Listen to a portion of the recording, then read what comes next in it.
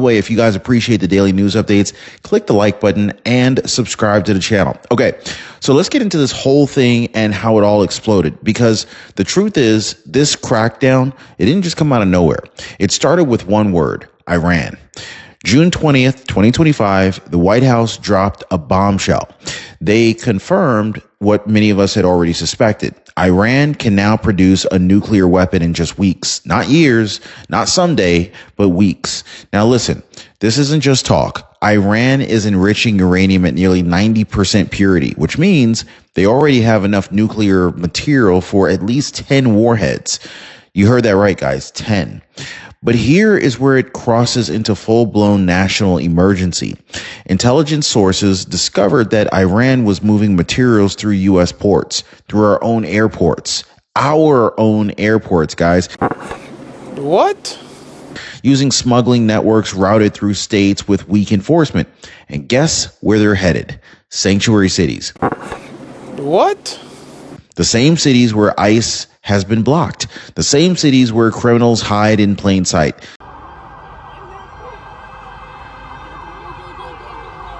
Move the security guard.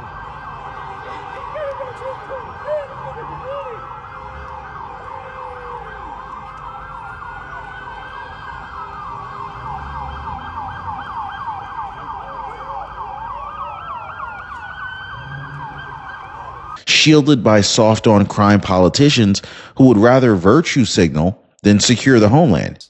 Everyday Angelenos came out to exercise their constitutional right to free speech and assembly. Put the roller back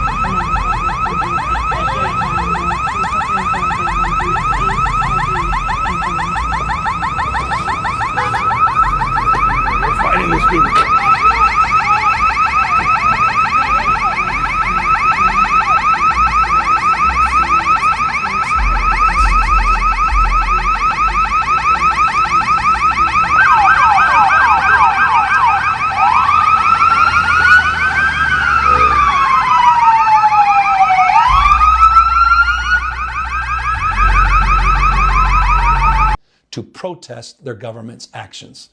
In turn, the state of California and the city and county of Los Angeles sent our police officers to help keep the peace. And with some exceptions, they were successful. Get down! Oh! Oh, he got fucked. Oh! Fuck yeah! Oh my God, he got fucked. Oh, he's fucked. Like many states, California is no stranger to this sort of unrest. We manage it regularly and with our own law enforcement.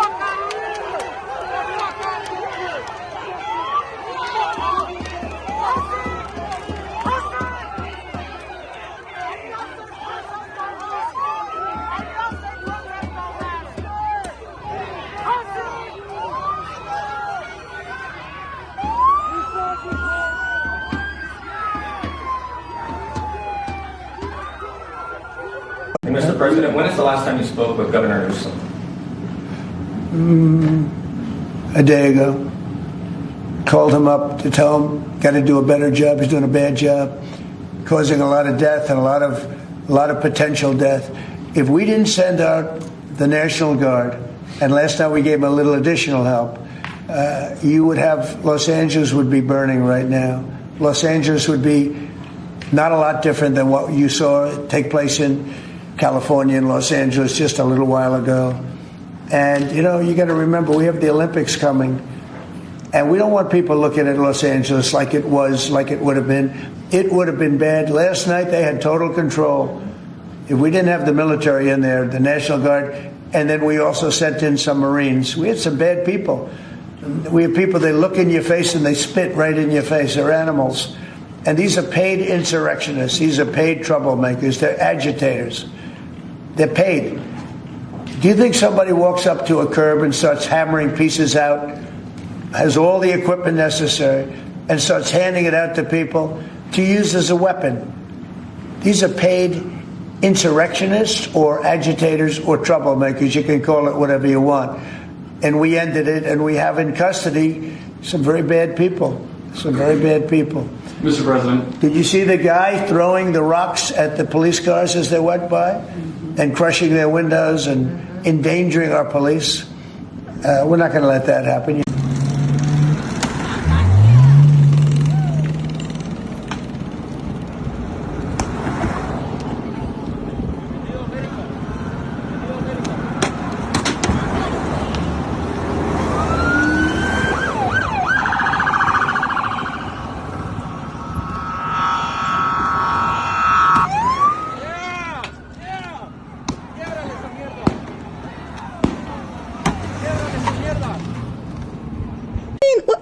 We didn't need the National Guard. Why on earth? What are they going to do?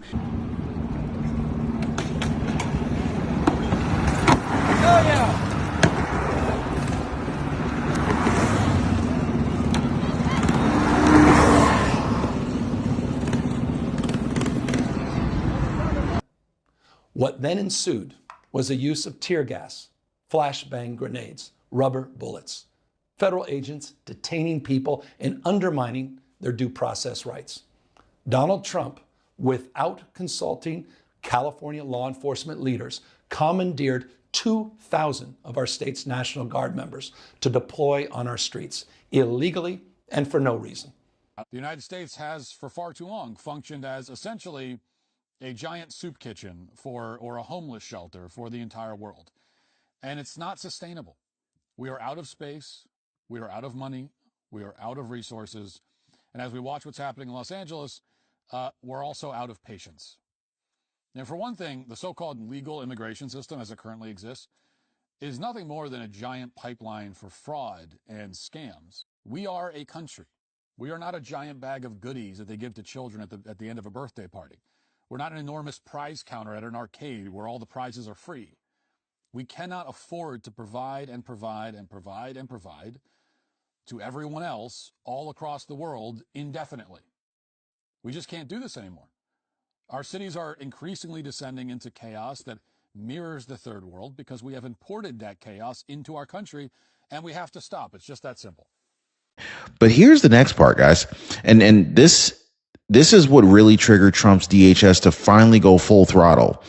Intelligence confirmed Iran sleeper cells are already here, embedded, waiting. Some of them are posing as activists. Others are students or posing as students, workers, even volunteers.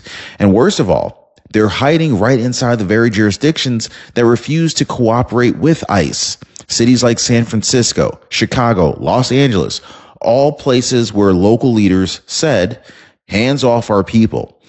So this morning, President Trump letting those anti-ICE protesters know he's had enough.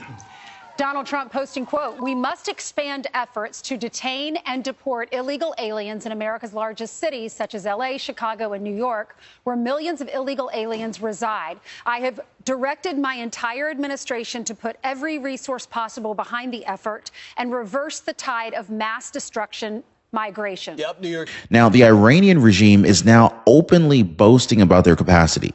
They're not worried about sanctions. They're not worried about the UN because they believe that the United States, especially under weak liberal leadership in the past, won't do a dang thing to stop them. But that was before June 2025. That was before Donald J. Trump returned to the White House. And here's where it gets even darker, guys, and far more dangerous. DHS confirms that Iranian intelligence has been using our own immigration loopholes to move sensitive material and operatives into the United States. Smuggling routes traced through Houston port terminals, Southern California freight hubs, and even international passenger flights into New York and Chicago. What were they bringing in, though? Well, not missiles, not tanks, but something far more effective. People, sleeper cells, trained, embedded, and coordinated operatives who have been living quietly inside the U.S. cities, some of them for years, waiting for the go signal. And according to DHS, that signal may have already come. The scariest part, though, these sleeper agents were not hiding in red states. They weren't in rural areas or near military bases. They were positioned deliberately in so-called sanctuary cities. Why? Because these cities, run by radical leftist mayors and governors, have openly refused to cooperate with ICE. They've banned law enforcement from checking immigration status. They've blocked DHS access to local intel. They've sheltered foreign nationals with criminal records. These cities became safe zones for hardworking immigrants, not for cartels, terror financiers, and foreign intelligence assets. And so the Iranian regime, they knew that. In fact, new intercepted communications between Quds Force leadership and proxy operatives inside the U.S. confirm explicit references to cities like Los Angeles, San Francisco, Portland, Chicago, New York City. Now, one chilling message read, "The police will not touch us there. They fear their own people." This is what we're up against. And here's what you really need to understand here, guys. This wasn't just a foreign policy crisis. This wasn't just a nuke problem. This became a homeland emergency. President Trump was briefed. The risk was real, and the plan was clear. Identify, isolate, and eliminate every sleeper cell operating under Iranian control inside the United States.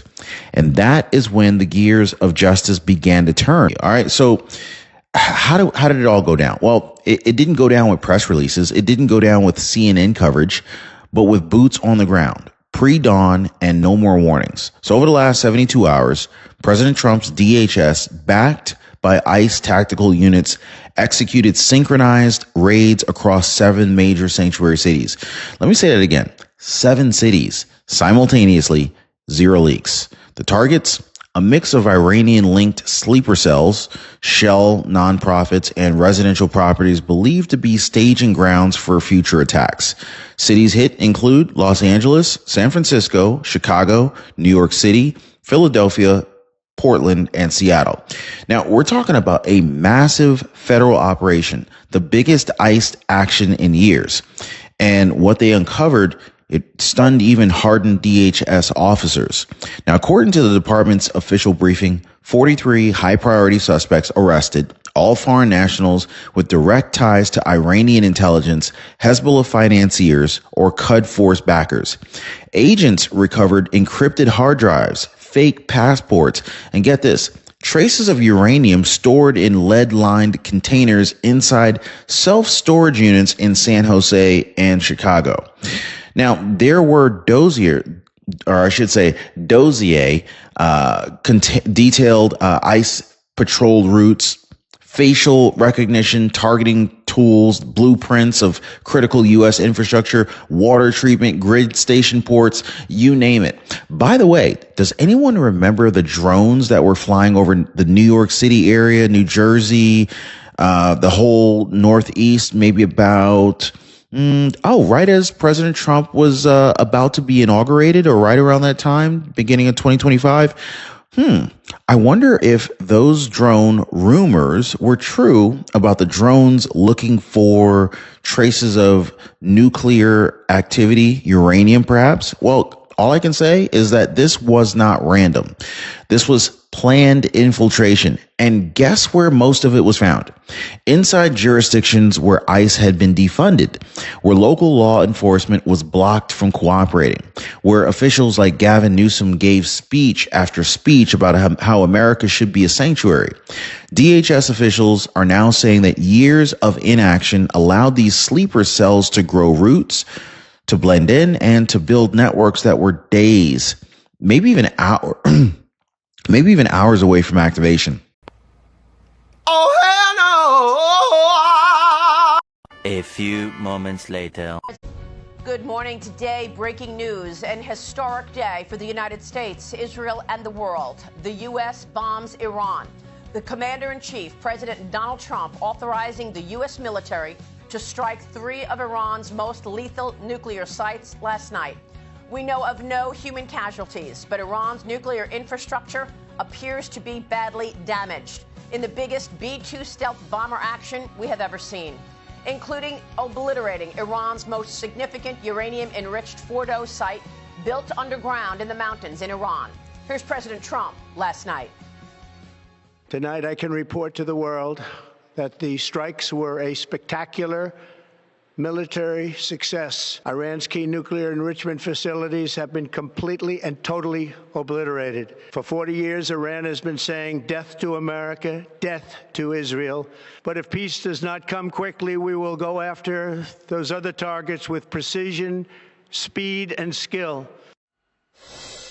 Joining me now in his first interview since the U.S. action is the Secretary of State of America, Secretary Marco Rubio. Mr. Secretary, thank you for being here. Are we now at war with Iran?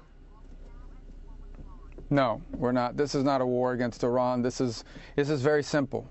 67 days ago, the President of the United States sent the Iranians a letter, and it said, you're not going to have nuclear weapons. You're not going to have a militarized nuclear program. Let's negotiate. I want to do this diplomatically. I want to do this peacefully. They tried to play him along the way they've played every American president for the last 35 years. And, the president told them, if we don't get a deal, which is what he wanted, then I'll have to handle it differently. And that's what he did last night. He handled it differently. But that was an Iranian choice. We didn't make that choice. They did. By playing games with Donald Trump, they made a huge mistake. And President Trump acted last night. And I think the world today is safer and more stable than it was 24 hours ago. And a bunch of these countries putting out statements condemning us, privately, they all agree with us that this needed to be done. They got to do what they got to do for, their own public relations purposes. But the only people in the world that are unhappy about what happened in Iran last night is the regime in Iran. Now, here's what really flipped the switch. Just last week, President Trump scored a major court victory. The Ninth Circuit, of all places, honestly, ruled that President Trump has full constitutional authority to deploy both ICE and the National Guard when local officials refuse to act. And he didn't hesitate either. The court ruling was the green light. The court ruling was the green light, and President Trump, he took it straight to the front lines. Now, here's the thing, though, guys. This was just the beginning. So how did we even get here? How did we go from sleeper cells hiding in plain sight to ICE storming buildings with National Guard backup? Well, it comes down to this. The Ninth Circuit gave Trump the hammer, and he didn't blink. So let me go ahead and walk you through this, because it really does matter. The Ninth Circuit Court of Appeals, one of the most liberal courts in the entire country, handed President Trump what many are calling his biggest legal victory yet in his second term. Full constitutional authority to deploy the National Guard and take control when local forces are unable or unwilling to enforce federal law. And the ruling wasn't close. It was unanimous. That means no more hiding behind state rights. No more excuses from mayors and governors who let chaos reign and criminals walk free. Trump reacted within hours. He posted this on Truth Social. He said, quote, "Big win in the Ninth Circuit on core presidential powers. Newsom totally incompetent. We protect citizens when local politicians fail. Congratulations to the Ninth. America is proud," end quote. And then he moved. DHS teams were activated, ICE warrants were unsealed, National Guard units were mobilized into sanctuary cities with full constitutional backing. And Gavin Newsom? Well, let's just say that Gavin Newsom cracked.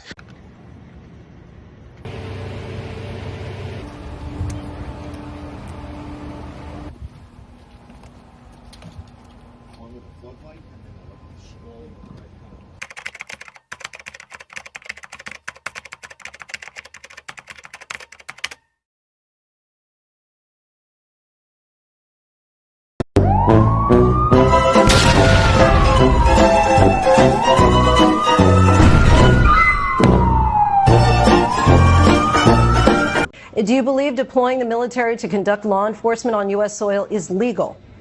Look, we have to make certain that we protect American cities. If not for President Trump, Los Angeles would be burning right now. We had 6 ICE agents that were totally in fear of their life because local officials, an incompetent mayor, a grossly incompetent governor, refused to do their job. Is there anything you would not find acceptable for the U.S. military to do on U.S. soil? Look, President Trump understands what the Constitution is. He understands what the laws are. We have to protect our cities. We have to protect our ICE agents. We have to protect our federal buildings. And Gavin Newsom should maybe get off Twitter and start actually going down to L.A. and protecting his own citizens. The courts have ruled on the Guard. They will be back under my command. A few moments later. Okay, why is Trump back in control of the National Guard, you guys? What the hell is going on? First I lose my pool boy Roberto, and now this? I seriously need a mani-pedi right now. A bottle of wine, cherry ice cream, and a whole season of Will and Grace. Fuck this politics thingy.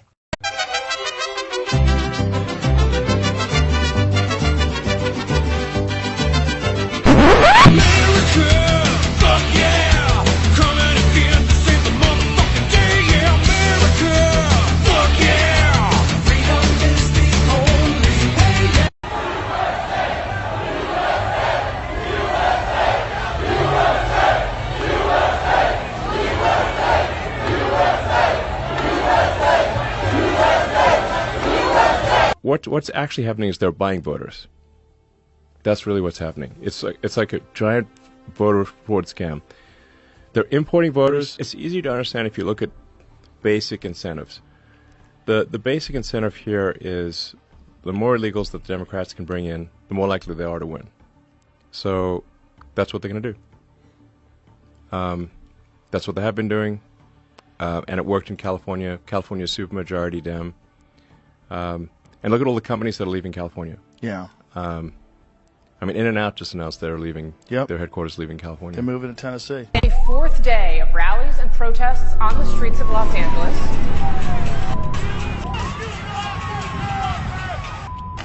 It was a peaceful rally. What is going on right now is also peaceful. Here we are expecting rallies later on. When they show up, we gotta show up even stronger. In Los Angeles, there is a new crowd of protesters that has been building. CNN had it that these were rallies. Now they've become protests. I'm afraid that by tonight they become riots. If we don't have the ability to stand up and stop this violence before it consumes a great city like Los Angeles, then there's no telling where this could spread.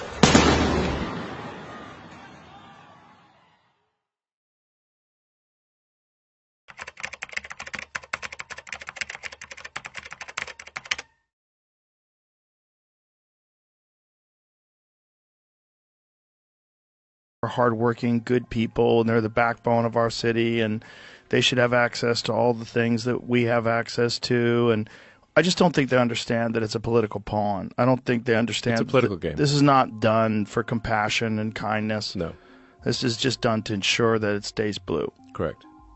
Yeah, and it's essentially a bribery with your tax dollars. Yes, this is why the Dems will not even deport criminals. Yeah. Because every criminal deported is a lost vote.